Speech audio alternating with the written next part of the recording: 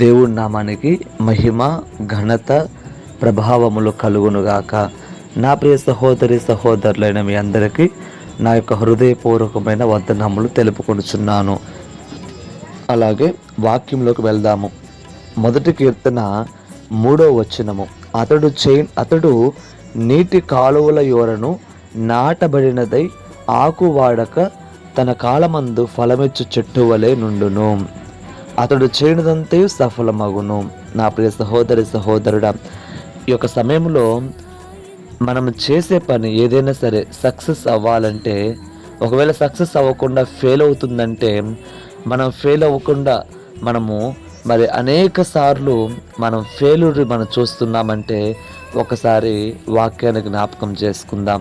ఎందుకంటే మనం ఏ పని చేసినా కూడా సక్సెస్ అవ్వాలి అని ఆశపడడంలో తప్పు లేదు. అది మంచి అలవాటే. సక్సెస్ అవ్వాలి, అందరిలో నేను మంచిగా ఉండాలి, ఎందుకు నేనే ఇంతగా నా కుటుంబమే ఎందుకు ఇంతగా ఫెయిల్యూర్ అవుతున్నాము, నా కుటుంబం నేను అని ఒకవేళ బాధపడుతున్నావేమో నా ప్రియ సహోదరుడా సహోదరి. ఈ ప్రత్యేకమైన సమయంలో నీవు ఫెయిల్ అవ్వటంలో బాధపడటం తప్పు కాదు, కానీ వాక్యాన్ని ఒకసారి జ్ఞాపకం చేసుకుందాం. మొదటి కీర్తన 3వ వచనం ఇలా అంటుంది కదా, అతడు నీటి కాలువల యోరను నాటబడినదై ఆకు వాడక తన కాలమందు ఫలమిచ్చు చెట్టు వలె నుండును. అతడు చేయనిదంతే సఫలమగును. అవును, మనం ఏం చేసినా కూడా సఫలం అవుతుందంట. మనము నీటి కాలువల యోర నాటబడిన వాళ్ళమై ఆకు వాడక పచ్చగా మనము ఎప్పుడు కూడా పచ్చగా ఉంటామంట. అయితే ఇది సాధ్యమే. మనం ఏ పని చేసినా కూడా సఫలం అవుతుందని వాక్యం చెప్తుంది. నా ప్రియ సహోదరి సహోదరుడా, ఇది సాధ్యమే.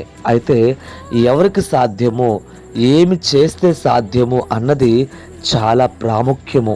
ఎందుకంటే ఆ 3వ వచనం మనం చదువుకున్నాము, కానీ మొదటి కీర్తన 1వ వచనంలో చాలా అద్భుతమైన మాట ఉంటుంది. దాన్ని అనుసరిస్తేనే మనకి ఈ 3వ వచనంలో ఉన్న ఆశీర్వాదం మన సొంతము. నా ప్రియ సహోదరి సహోదరుడా, 1వ వచనం ఏమంటుందంటే, దుష్టుల ఆలోచన చొప్పున నడవక, పాపుల మార్గమున నిలవక, అపహాసకులు కూర్చుండు చోటున కూర్చుండక, యెహోవా ధర్మశాస్త్రమునందు ఆనందించుచు దివారాత్రము దానిని ధ్యానించువాడు ధన్యుడు.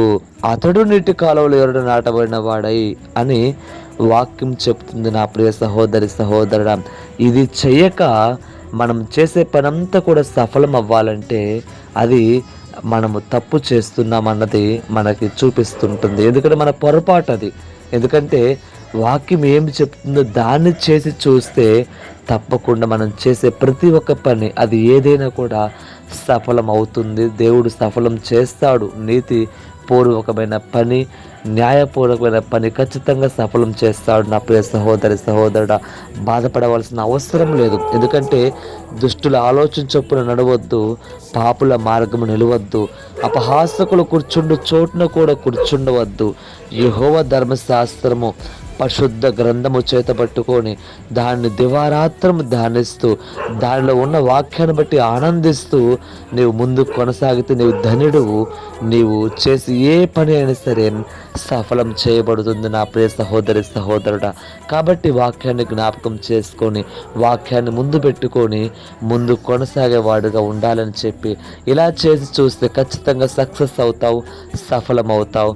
దేవుడు నిన్ను, నీ కుటుంబాన్ని దీవించి బహుగా ఆశీర్వదించునుగాక. Amen, amen.